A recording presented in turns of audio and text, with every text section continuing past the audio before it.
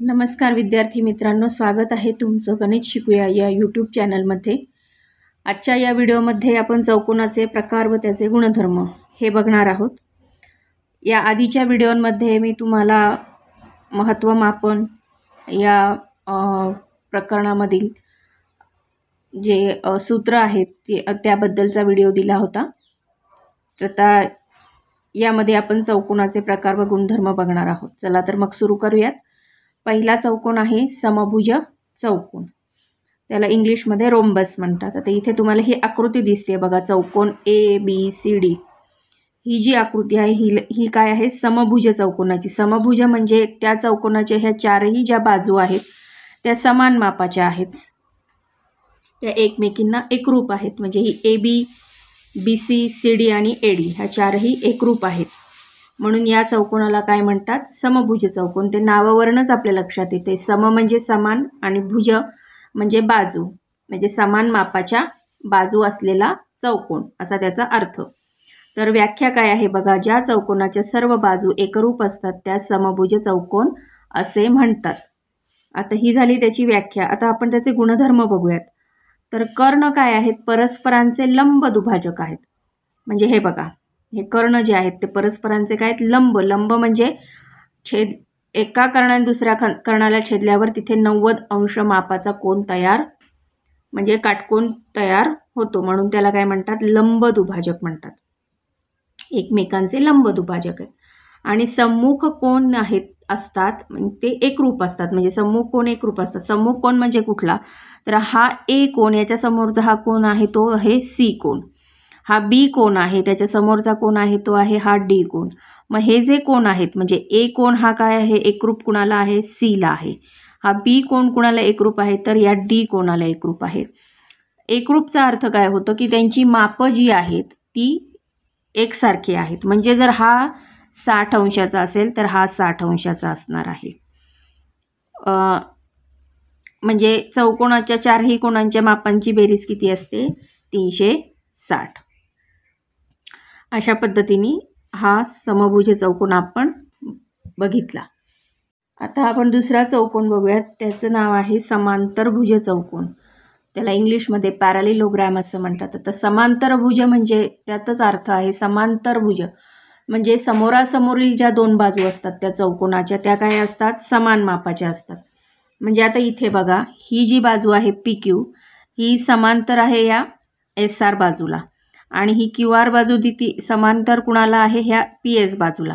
मग समांतर भुज म्हणजे समान एकमेकीला ज्या समांतर रेषा आहेत, म्हणजे ही आणि ही या एक काय आहेत, त्या समान मापाच्या आहेत। ही आणि ही समान मापाच्या आहेत। हे जे चिन्ह आपण इथे देत असतो, ही चिन्ह हेच दाखवत असतात की ते समान आहेत मापाला।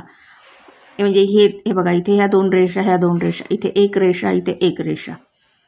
आता या चौकोनाचं आपण व्याख्या बघूयात। ज्या चौकोनाच्या सम्मुख बाजू परस्परांना समांतर असतात त्या समांतरभुज चौकोन असे म्हणतात। सम्मुख बाजू म्हणजे एकमेकीच्या समोरासमोरील बाजू। आता त्याचे गुणधर्म आपण बघूयात। तर सम्मुख बाजू एकरूप असतात, जे व्याख्येतच आपल्याला दिलेलं आहे, सम्मुख बाजू एकरूप असतात। सम्मुख कोन एकरूप असतात, म्हणजे हे जे समोरचे कोन आहेत की नाही हे पण कसे आहेत, एकरूप आहेत, एकाच मापाचे आहेत। कर्ण परस्परांना दुभागतात। आता कर्ण जे आहेत, हे कर्ण, हा PR कर्ण आणि SQ कर्ण हे परस्परांना काय होतात, दुभागतात। दुभागतात म्हणजे त्याचे दोन समान भाग करतात एका रेषेचे।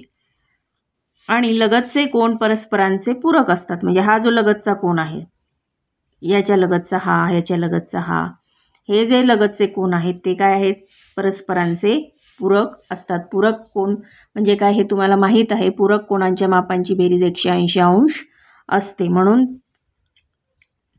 मग कुठल्याही दोन कोणांचे जे लगतचे आहेत त्यांच्या मापांची बेरीज किती असते, 180 अंश असते। तर म्हणून लगतचे कोन परस्परांचे पूरक असतात। आता हा दुसरा चौकोन आपला झाला।